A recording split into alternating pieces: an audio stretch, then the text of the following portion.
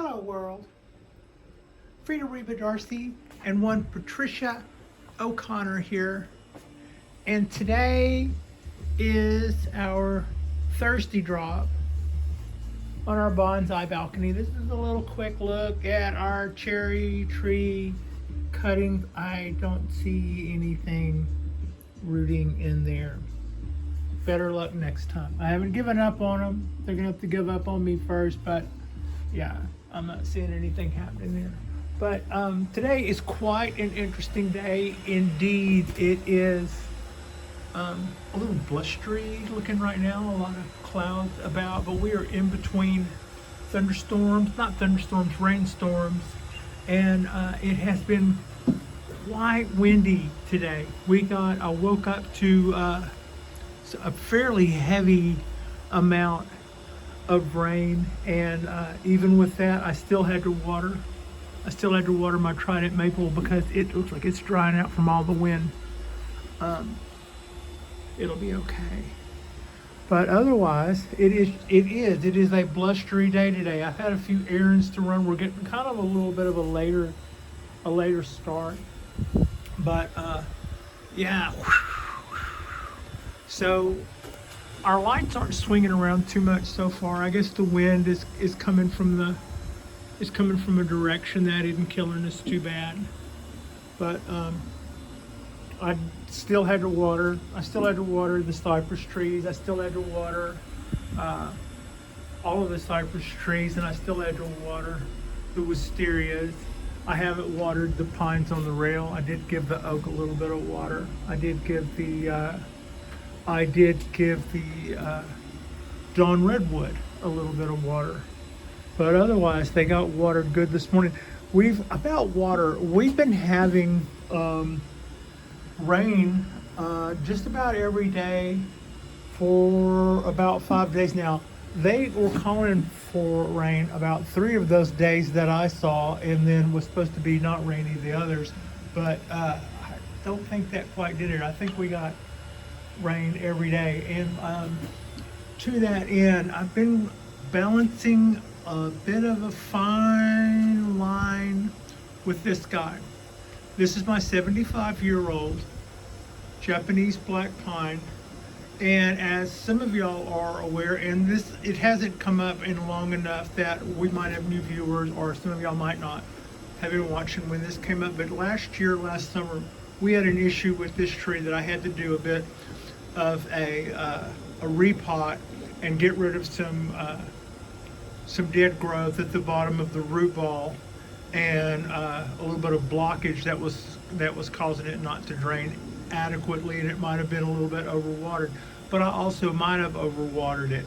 But there was also a little bit of dieback from other people's trees in the area, so it might have just been something that was going around. But there was about 2 or 3 things that were in my mind that I hadn't been doing, like maybe 2 or 3 things in my mind that I was kind of like, let's just wait and see. Like I was feeding my trees a little irregularly, and I hadn't really decided on a good fertilizer yet, and I hadn't really gotten down to a schedule. And there was a couple of other things. So whenever I saw some dieback on a couple of my oak trees, and this pine in particular, that's 3 different trees that seem to be different enough species that why was I having a problem with this tree, that tree, and that tree? Well, they might not have been related, but a lot of people, like I said, were having some trouble. So about to that end, what I had always suspected is that I might have been overwatering that Japanese black pine.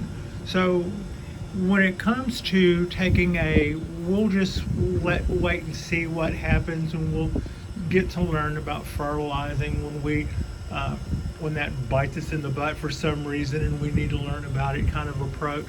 Whenever something does go wrong, all of that stuff comes back to you all at once.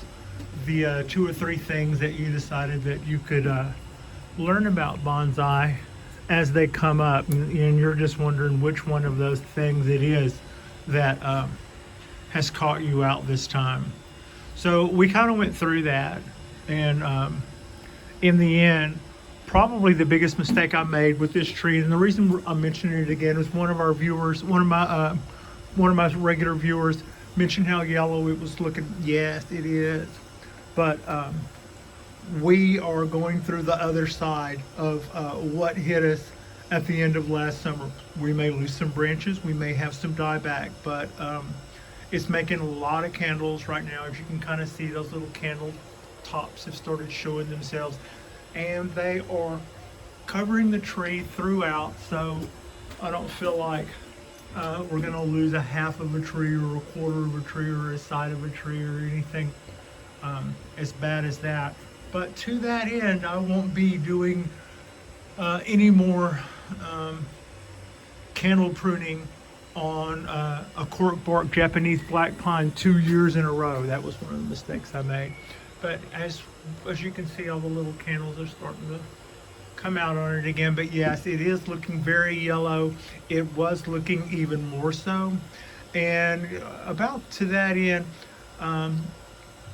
the little skewer thing I was doing to help me keep track of my watering was a big help. I was having a hard time visualizing how on earth the center of that root mass could still be damp, as dry as the top was looking.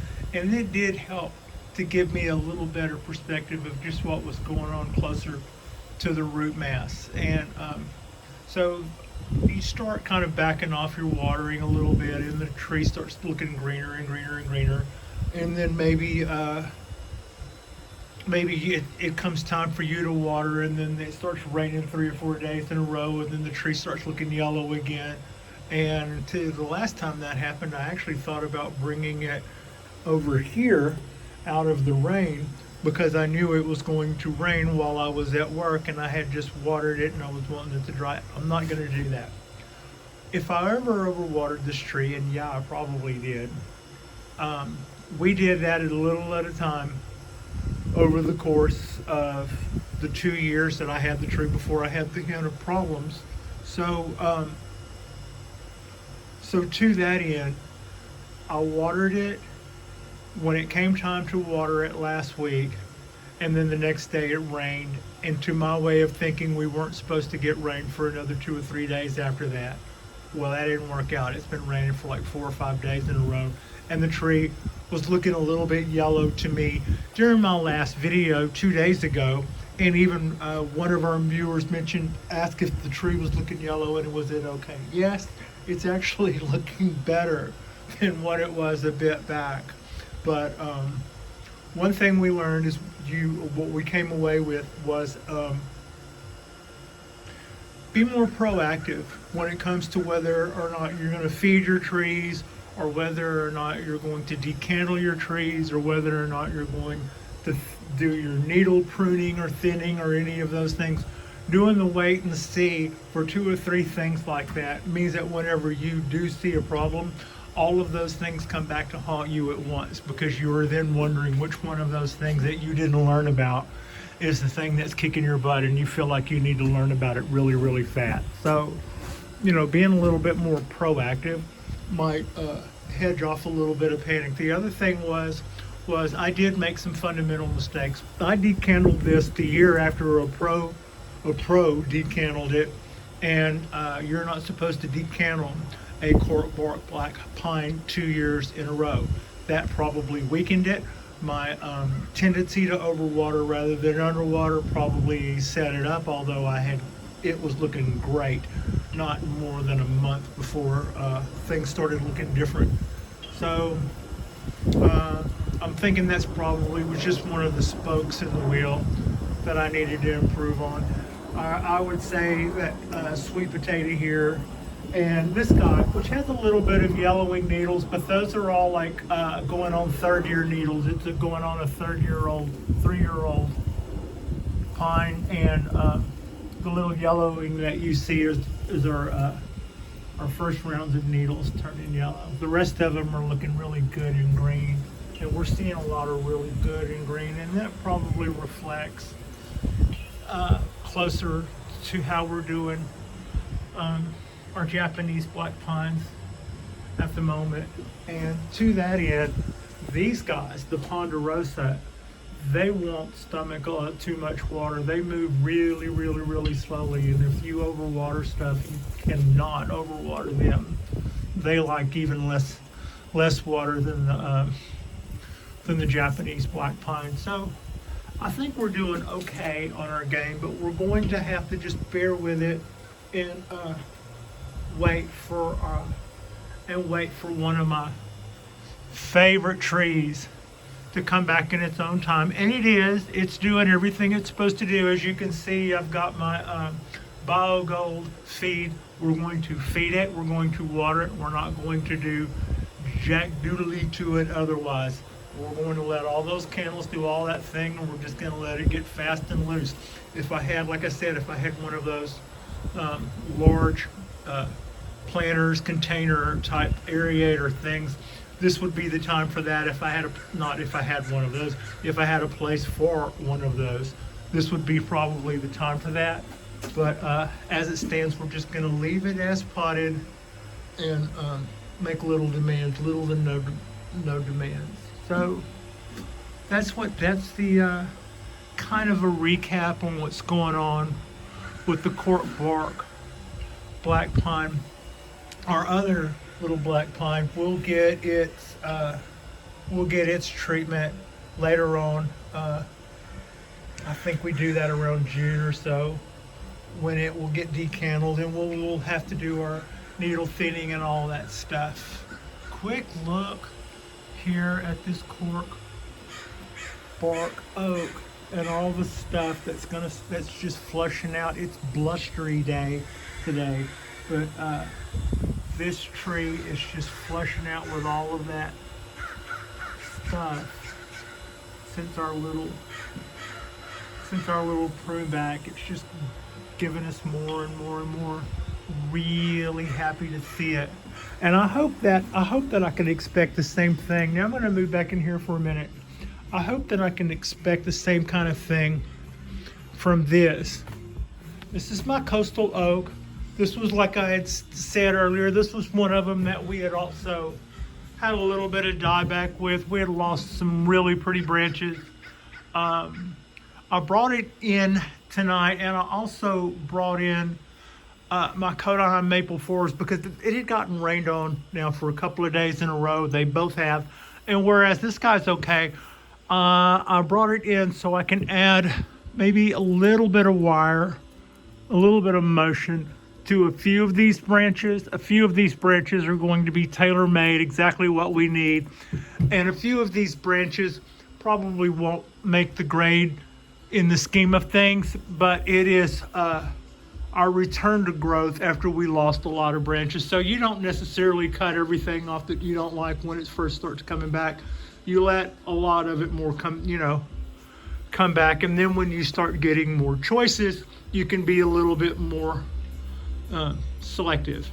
So right now we're not so selective, or I probably wouldn't let that little branch right there be the one sprig sticking out of the top of that. And sure, I can wire that down, and I may, but there's some other stuff coming up behind it that's almost as high that I could also possibly wire down. But in the end, I don't want the tree to get any taller than what was our original height, and it was right around in here somewhere. So this guy, you got to be careful with this guy. It will absolutely, those little healthy leaves there will stick you, and they're all young and vigorous, and or about at their sharpest. So we'll take my time later on tonight and probably wire a few of those branches, though not all of them, but just a little rotate of this guy. When I do have to wire this, there's a lot of branches in here that are their motion was interesting. It was kind of, you can kind of see almost those little that little motion there. I'll have to mimic that somewhat, or that would look, or it would look odd to not mimic that motion, that same, yeah. So I'll have to kind of like copy this shape that you see here, to kind of keep that going in places like this, for instance, in here, and like in here. So you can kind of see where it's almost like half of a tuning fork in some of these. They looked even more when it was bifurcated out, but we had a lot of cutback on this tree. You can see it was just places where the whole limbs just turned black, and I would just try to cut off just right in front of it so that we could keep as much as possible. But we're getting some really good choices back already. A lot of this stuff that, like when I talk about not wanting to do any heavy pruning back or branch selection on the bald cypress, but I say no 2 or 3 or no 3 or 4 branches coming out of one place, no branches going straight up, no branches going straight down. On this guy, it's kind of an oak thing. I believe I heard somebody else say it that was an old pro, and I've been looking. This tree had its share of straight up branches, and right now, especially where we're trying to recreate our canopy, when we have more choices later on, we can make a decision as to whether or not we're going to keep straight up branches. But right now, we would have a few really big bare spots without them. So when I have other choices, branches like this may not go, or branches like this may get wired down, or branches if I only have one coming out of a branch like that, I'm keeping this going in hopes that we get some back buds. If we don't, we can cut this back off to here. We have other things that can take its place. So this is one of my favorite trees. It's got a hollow feature in it. It wants to make these little shoots coming out of the trunk all the time. And it has a really good leaf size, and they're very hard. They're really thick and hard. They look like they would be gentle. They are when they come out, when they're this, the shoots on this tree come out as like a really salmon pink color. And when they are first coming out and they're that color, if it runs out of water just a little bit, if it gets a little thirsty, those will wilt, and you can see them return back to their shape in just a matter of minutes if you then water the tree. But like I was showing you on the other oak trees, they just feel so solid. You can touch them without something coming off in your hand or breaking something, and they just really show their age in all the ways that make bonsai enjoyable. There's a little bit more growth coming out of there. I would like to see more bifurcation off of those cuts that I made off that little bit of a prune back, but for the most part, I don't think this coastal oak is responding to its prune back the same way my cork bark was. But that's okay. We didn't cut it back so much that we need it to do stuff now or we're going to be unhappy. It's doing just fine. And the amount of new choices it made for us this spring, we're off to a great start. So yeah, I didn't really have a huge reason to bring in the Codaheim forest, but it was a little precarious where it was when I went to grab the oak. So the first thing I did was slide a couple of things out of the way, and I brought that in. I'll probably do a little bit of weeding, and I also, it's been in the rain for 3 days, and I have been so careful about not letting the foliage get all wet that it would start having dieback or get powdery mildew, and that would getting the foliage wet from rain for all those days, especially late in the evening or especially raining on it at night, is a great way to ask for that. So I think before I put it back out tonight, I will probably give it a little treatment of neem to make sure that just to try to fight off anything before it starts. I think we're looking pretty good so far, though. I feel pretty good about what's going on so far. So yeah, that's our Codaheim forest.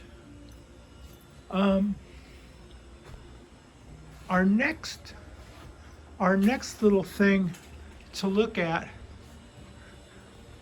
is just on the whole, I haven't watered my Ponderosa in a few days, but the last time I watered my Japanese black pine, it wasn't time to water this yet. So then it's just gotten rained on, and I do my little soil checks and say, well, just make sure that it's getting the rain you think it is, and my little soil checks come up that the moisture it's getting plenty of. I don't need to water it for sure. I did Hoss, the little one, and now that the island is out of the way, this allows me to get down low and do a good shot of the bougainvillea, and then to pan around and do a good shot of the small Ponderosa pine, and its little needles are putting out new growth on all of its tips. One or two looked like they were about to die back when I got the tree, and they seem to be doing well. I almost cut that back. I thought, I don't know, I can't find my finger. Of all the times to not be able to find my finger in the lens, I almost cut that back. So lesson there, be careful what you give up on. Some of these needles are probably third-year needles, and this tree was upside down for a couple of days on shipping, so we had our issue. That would probably be an indication of that, where you see half the needle is brown and half is green, but our new needles are all coming out fresh and green and flush. And this is a quick look at our coastal redwood cones. I'm not seeing it bust forth with the forest yet, but who knows? I suspect that's grass, but I don't know for sure. We'll give it a shot. If nothing else is happening there, why not? This is the little 2-year-old Japanese black pine, and it seems to be doing well. I put that bend in it, and then I put a bend in it, a wire in it that runs across that way like a band, and then started wrapping it up to squeeze my bend together. Kind of a little ballsy move, but it worked, and the tree is budding out and doing really well. I'm really happy with that. My little oak, my little show hen oak that I captured from the yard, that I collected from the yard down there, that it seems to be pulling in there. It looks like it's about to put out new buds, but it's being really slow about it. It's like I first noticed these little bud sites swelling, and since I've noticed that, other trees have already budded out, and I'm just still noticing those. So they need to pick it up a little.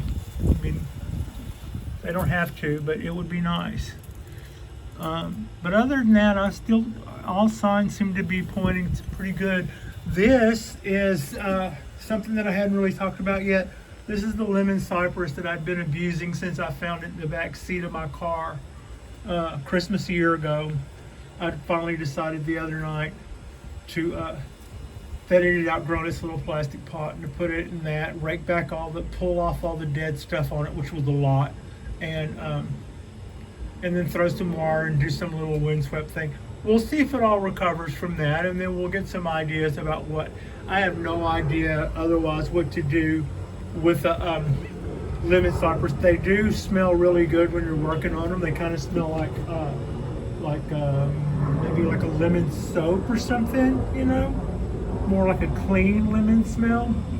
But other than that, maybe I should just give it a chance and check out YouTube and see what somebody else has done in the way of lemons, because I don't really have. I mean, you can tell I'm not super excited about the lemon cypress, but I wasn't super excited about just leaving it down there to forget about it either. So yeah, we'll figure out something. At one point, I'll be probably really glad I decided to do something with that. Maybe, who knows? So that is a fairly quick look at our balcony in between the little thunderstorms, and it is quite windy. It got up to about the low 60s today, so I was out. Frida was hanging out at the house while I went out and ran our errands, picked up our groceries and the like. And meanwhile, we're getting kind of a late start, but it is a pretty time to look in on these trees. This afternoon light makes these cypress trees just glow. I appreciate them so much. As I do you, I appreciate you so much. Our next drop will be our Saturday drop. Saturday. Super Cypress Saturday. And I'm sure we'll probably have quite a bit going on by then. In the meantime, I'm just going to batten down the hatches. We're supposed to get a really pretty nice little wave of showers rolling through here about 10 o'clock. So at that point, we will just be we'll have our lights down low and just be kind of snuggled in. Thank you so much for watching. Like and subscribe if you have not already. That helps our little algorithm. That helps the big machine know that we're alive out here. And yeah, thanks for watching.